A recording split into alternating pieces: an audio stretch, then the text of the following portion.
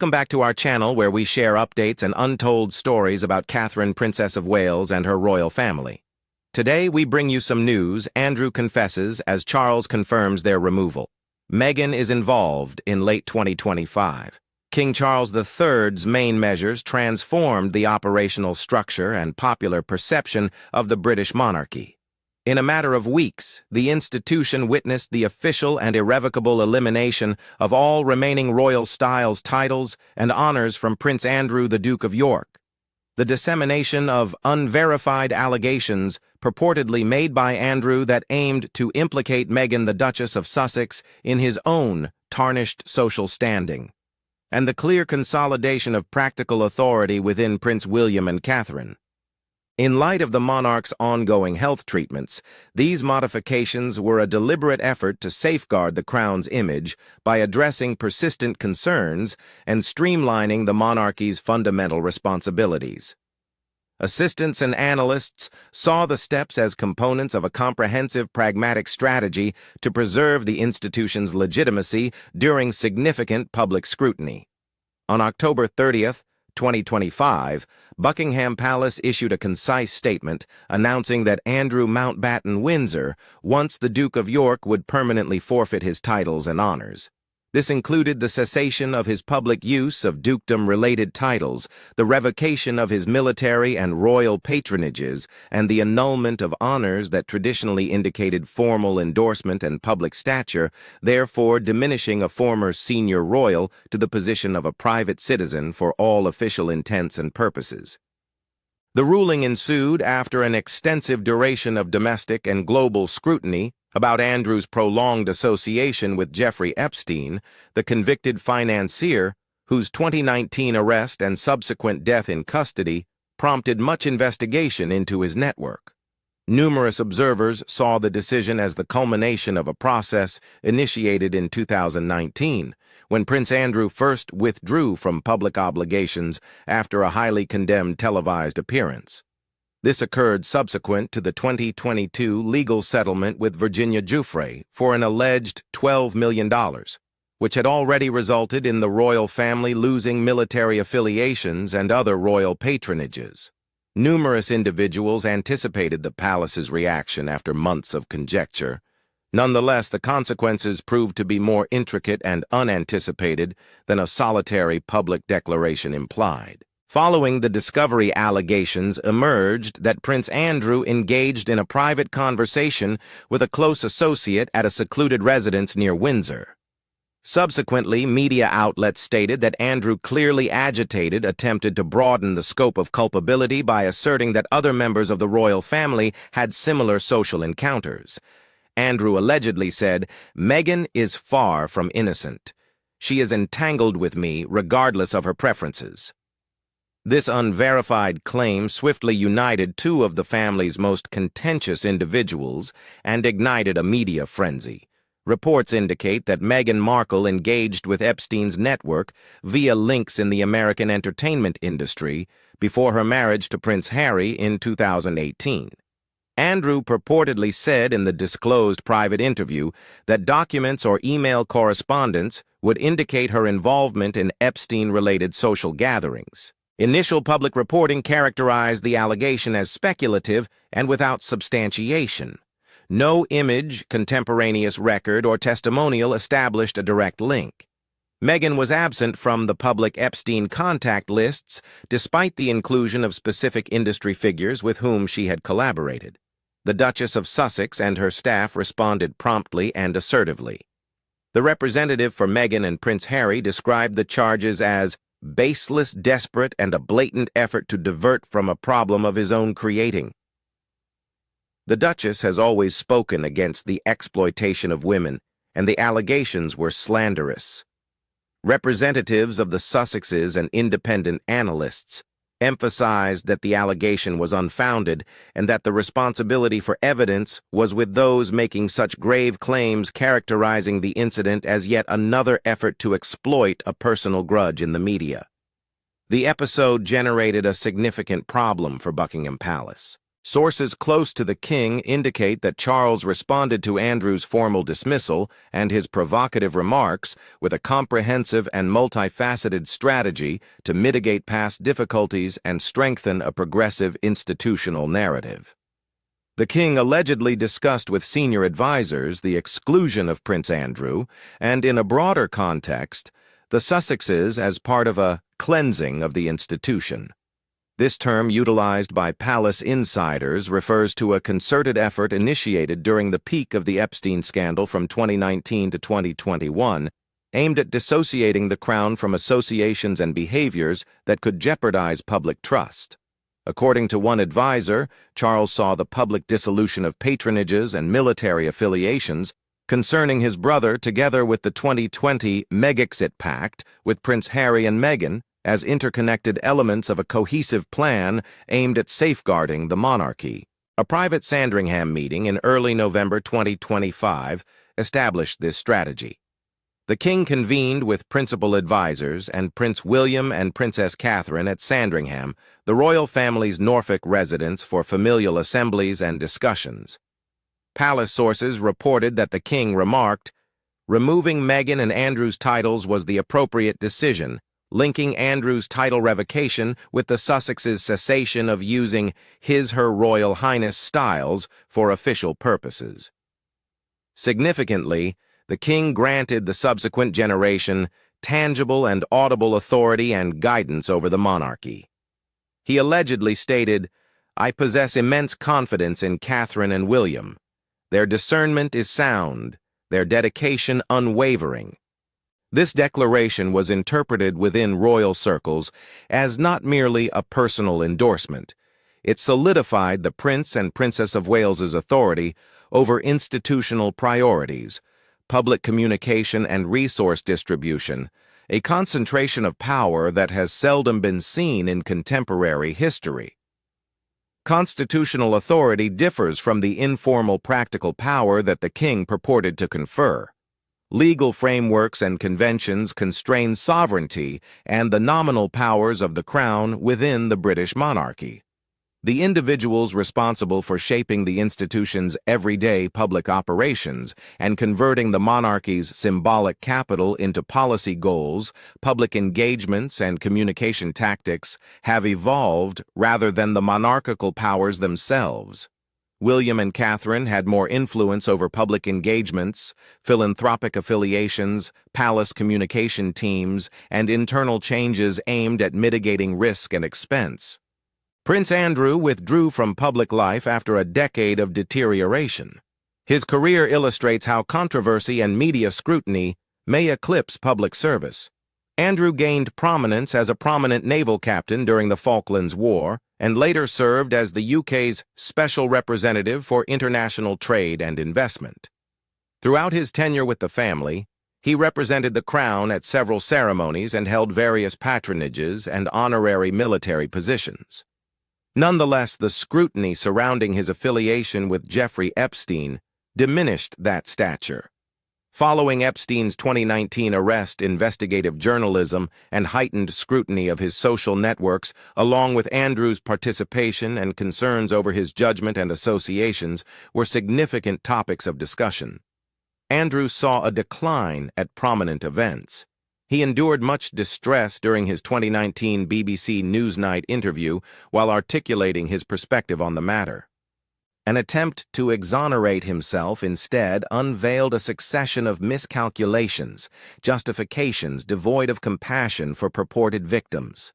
An assertion that a medical condition inhibited his ability to perspire, presented as counter-evidence to specific accusations, and a comprehensive yet unconvincing alibi asserting his presence at a Pizza Express in Woking on the pertinent evening. Numerous commentators condemned the discourse for its absence of remorse and empathy for an individual confronting significant ethical and legal dilemmas. The 2021 legal case in the United States by Virginia Giuffre, alleging that Andrew sexually assaulted her during her childhood, intensified the matters at hand. The 2022 deal resolved the claim which Prince Andrew vehemently denied.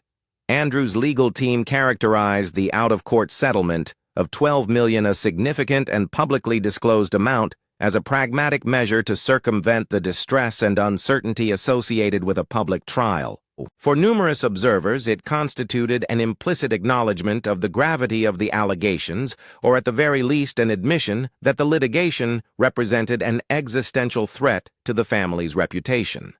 Public and legislative pressure intensified following Andrew's loss of military affiliations and royal patronages subsequent to the settlement.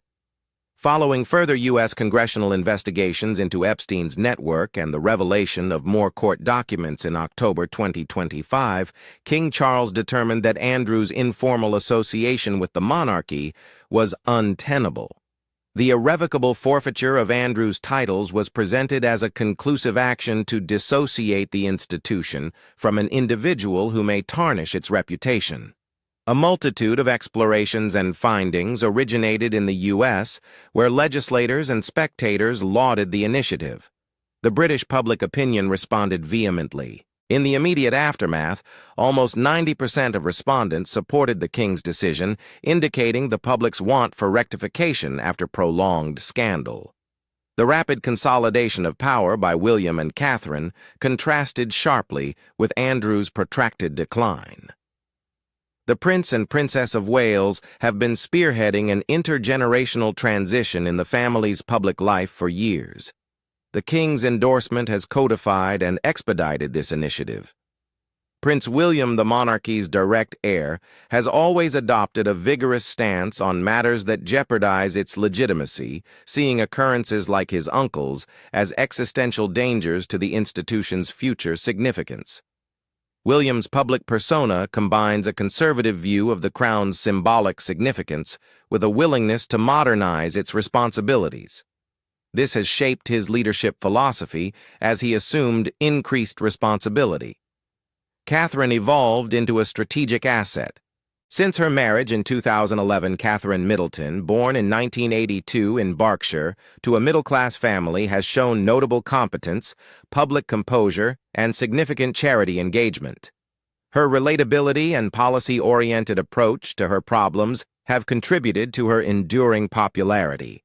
She has been a notable advocate in mental health, early childhood development, and community cohesion while nurturing Prince George, Princess Charlotte, and Prince Louis.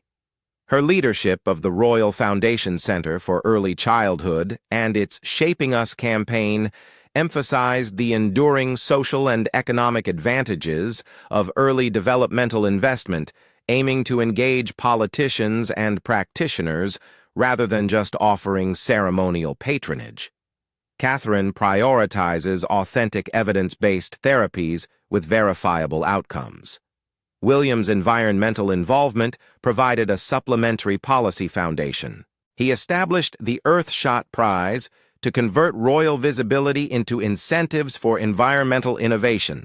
William has encountered scientists, business people, and government figures globally via the pursuit of identifying and expanding solutions to worldwide environmental challenges.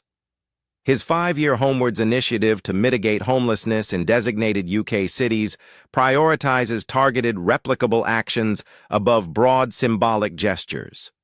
These initiatives prioritize tangible outcomes, pilot projects with measurable goals, community coalitions and results-driven financing, underscoring the Prince and Princess of Wales's pragmatic, policy-focused methodology in public service.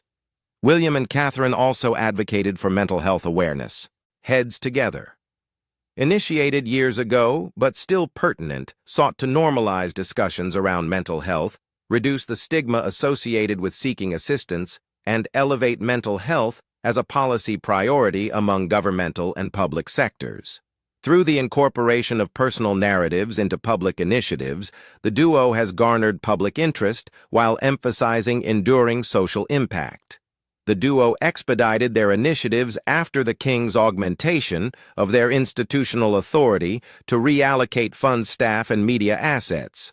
The King's endorsement streamlined bureaucratic processes, prioritized critical initiatives, and reorganized royal staff to provide the Wales team more responsibility. Their meticulously orchestrated 2025 Royal Variety Performance marking their first significant red carpet event in 2 years, communicated family cohesion and a deliberate generational transition via synchronized attire, managed media interactions, and a focus on accessibility. Reassigning positions necessitated resource selection. Senior palace officials reassigned communications staff to focus on a reduced number of working royals, streamlined statement approval processes, and provided William and Catherine with more oversight over messaging. Analysts forecasted concentrated communication efforts to provide a unified voice with the Wales office and the King's private secretariat preparing essential pronouncements. To mitigate the financial burden of the sovereign grant, the palace concentrated public money on a limited number of official commitments and pursued private contributions for some programs. Palace planners contended that limiting the individuals representing the monarchy publicly would enable the family to concentrate resources on fewer activities, therefore generating quantifiable social advantages that would warrant popular endorsement. Prince Harry and Meghan, the Duke and Duchess of Sussex, handled Andrew's statements from Montecito, California. Since their 2020 declaration to relinquish their roles as senior working royals, they have concentrated on media production and charity via their Archewell Foundation and other initiatives. Their strategy has been to establish a new public identity that amalgamates commercial media with activism and philanthropy. Meghan used her prior job as an actress in a renowned courtroom drama and her advocacy for women's political participation to further her autonomy and activism. Her side used her involvement with UN Women and World Vision Field missions to substantiate the assertion that her public record contradicted Andrew's allegations. Supporters and advisors of Sussex saw Andrew's alleged attempt to associate Meghan with his predicament as a misogynistic strategy to divert focus from his circumstances. The Sussexes saw the assertion as just another instance of hostile tabloid reporting, intrusive speculation, and the exploitation of personal grievances which they had consistently condemned since relinquishing their royal duties. The connection to Epstein's group was weak. Epstein's social network included entertainment banking and high society, making it likely that large gatherings and industry meetings would feature both his acquaintances and others. Meghan, a professional actress in the early 2010s, may have participated in industry gatherings with notable persons. Nevertheless, there is no credible evidence connecting her to Epstein or any criminal activity. The claims lacked substantiation from photographs, contemporaneous proof, or documents, and Epstein's publicly available contact lists did not include her name. For the Sussexes, the encounter represented not a revelation, but a re-engagement with media scrutiny and royal intrigue they had sought to avoid. In November 2025, Meghan addressed tenacity growth and her public challenges during a series of interviews to support Archewell programs. She articulated her personal transformation and her husband's support throughout the interviews, which contributed to a narrative of recovery and purpose-driven endeavors. Subsequent to the interviews, her popularity ratings in the U.S. increased by much to 18 percentage points, from their summer nadir indicating that American audiences responded favorably to the media blitz.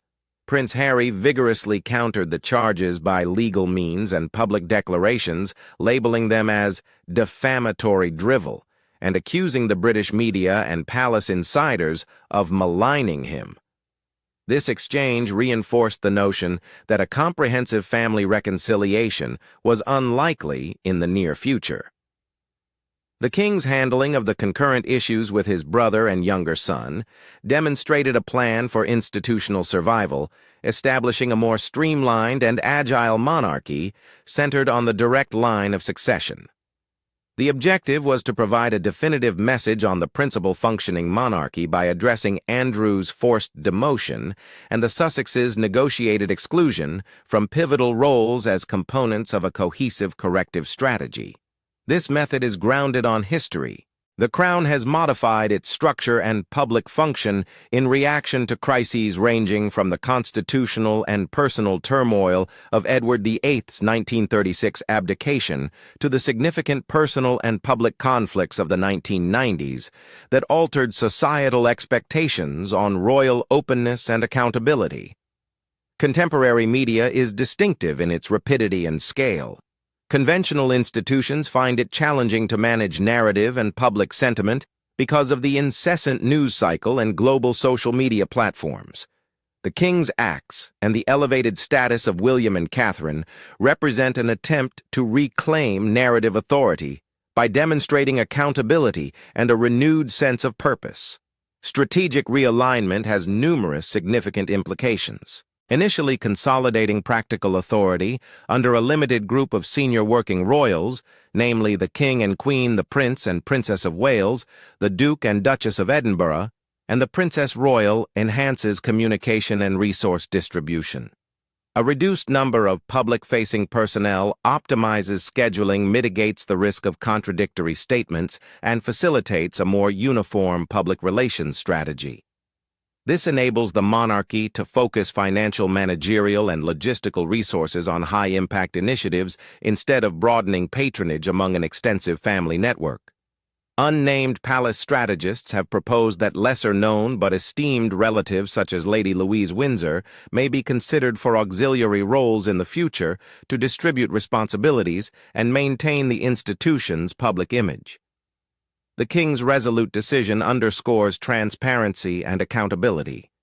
The recent judgments against Andrew were stringent and public, signifying that the Crown was no longer immune to scrutiny, notwithstanding the assertions of critics.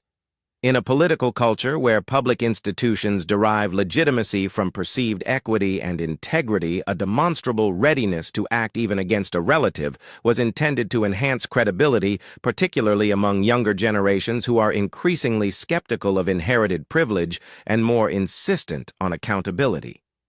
The palace saw the survey findings as evidence that decisive action, albeit being politically and emotionally uncomfortable, is preferable to indecision. Third positioning. William and Catherine makes the monarchy contemporary. To maintain relevance in a world demanding social effect, the Crown associates the family's public identity with significant enduring initiatives like environmental innovation, focused social interventions, early childhood development, and mental health advocacy. The couple's public emphasis on evidence-based initiatives and tangible outcomes counters the sensational scandals that have pervaded the headlines, fostering a narrative of positive participation. The coordinated public events, meticulously managed interviews, and reallocated institutional resources bolstered that story. Nevertheless, the alteration presents risks and ambiguity.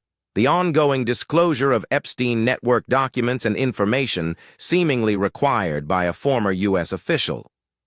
The royal family may face more revelations or examinations under President Donald Trump. Even unfounded connections may undermine public trust, and media scrutiny ensures that each new disclosure may rekindle past traumas. The family's significant personal conflicts, especially between Prince William and Prince Harry, persist in harming their image. Interpersonal divides hinder the representation of a unified institutional identity and may threaten the King's strategic consolidation. In addition to reputational issues, the reconfiguration has constitutional and diplomatic ramifications. The King serves as the symbolic head of state and head of the Commonwealth, hence alterations to the family's active roster influence international representation. Commonwealth nations and international partners observe for continuity and stability. A reduced royal team may serve as an advantage, fewer conflicting messages, and a disadvantage, limited royal engagements, trade promotion, and soft power diplomacy. Certain governments recognized the need for reform but sought elucidation on representative responsibilities. In response, palace officials pledged to collaborate closely with the Ministries of Etiquette and Foreign Affairs to fulfill the Crown's global obligations without overtaxing a limited cadre of senior royals. The military and voluntary sectors expressed interest as well. Honorary military appointments connect the crown to the ceremonial and humanitarian endeavors of the armed services, making Prince Andrew's loss politically delicate. Defense commanders endorsed the integrity of military formations but sought guarantees that regimental traditions and morale would be preserved throughout the transition of patronages. The palace devised careful cooperative strategies to reassign patronages to other family members, considering historical connections and community service obligations. Public commentators and constitutional scholars offered divergent interpretations. Some defended the king's actions as a moral need to safeguard the crown. Despite good intentions, centralizing authority within a restricted inner circle may result in an excessively controlled and curated public persona that seems insular or contrived. Concerns were raised that excessive centralization might impede the informal but essential connections of a broader family network with other UK and Commonwealth organizations. Smaller, meticulously controlled monarchies provided coherence and reduced the chance of scandal. However, they may also restrict the institution's social interactions. The late 2025 decisions transpired within a shifting public landscape where monarchical sentiments differed by age, geography, and political affiliation. Young Britons have shown diminishing loyalty to hereditary institutions, with privilege inequality and the costs of maintaining the royal family being discussed in public discourse. Consequently, the palace's recalibration included cultural advancements with contemporary issues. The crown endeavored to transform into a unifying organization that could motivate action rather than just uphold tradition by emphasizing the practical outcomes of social purpose initiatives and royal patronages. William and Catherine would embody the strategy if it were successful. They needed to convert symbolic authority into tangible action, mitigating homelessness, advancing scalable environmental solutions, fostering early development, and integrating mental health care into the mainstream. Advancements in these domains would illustrate the monarchy's societal value. The couple's authenticity is also essential for success. A polished message devoid of authenticity is less attractive. The couple's meticulously crafted blend of empathy, active involvement, and managerial discipline must endure scrutiny and the unavoidable practical disillusionments inherent in social policy endeavors. The rebranding may be unsuccessful in some instances. Recent revelations present risks. Investigations and document disclosures about Epstein's network may reignite controversies and erode public trust if they expose previously undisclosed connections to the royal family. Salacious or politically sensitive information on social networks may impact associated companies even in the absence of direct affiliation. Internal familial dynamics provide an additional problem. In the absence of communication and trust, the rift between William and Harry will persist, detracting from and damaging their reputations. Third, the monarchy's meticulously controlled public persona may portray it as disconnected, strategic, or unreflective of Britain's geographical and demographic diversity. Should the couple's initiative be ineffective, detractors would deem the monarchy's modernization superficial. The King's bet relies on the collaboration of policy partners and NGOs, with the Wales team, the readiness of succeeding governments to align with and enhance the monarchy's social initiatives, the dynamics of tabloid and social media, and the erratic personal decisions of family members. Furthermore, the monarch's health is of lesser importance. The palace discreetly recognizes the king's medical interventions, which intensify the urgency of the generational transition. An extended period during which the sovereign is less capable of performing public duties prompts William and Catherine to assume more significant responsibilities while also raising worries over stewardship succession and the symbolic continuity of the crown. The event has international significance. The subject is international due to U.S. interest in the Epstein investigations and media reactions. Allies and partners scrutinize Britain's management of royal crises to evaluate its political culture and institutional resilience. The streamlining by Charles and the Wales team has been seen variably throughout Commonwealth nations, where republicanism and the monarchy intermittently re-emerge. Certain critics saw it as a realistic adjustment to contemporary accountability standards, whilst others regarded it as another proof that the monarchy must brace for a future in which its official function diminishes or is redefined.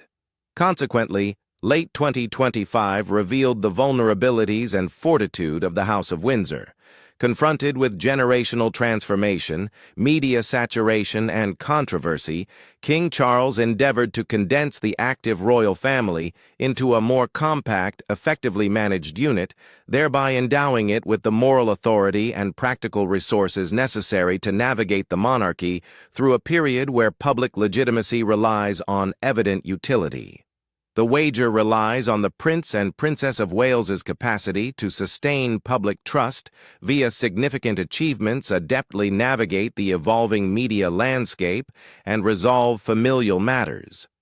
The monarchy's revitalization hinges on the Prince and Princess of Wales' capacity to cultivate genuine public participation via policy-oriented initiatives, sympathetic communication, and meticulous management of symbolic status.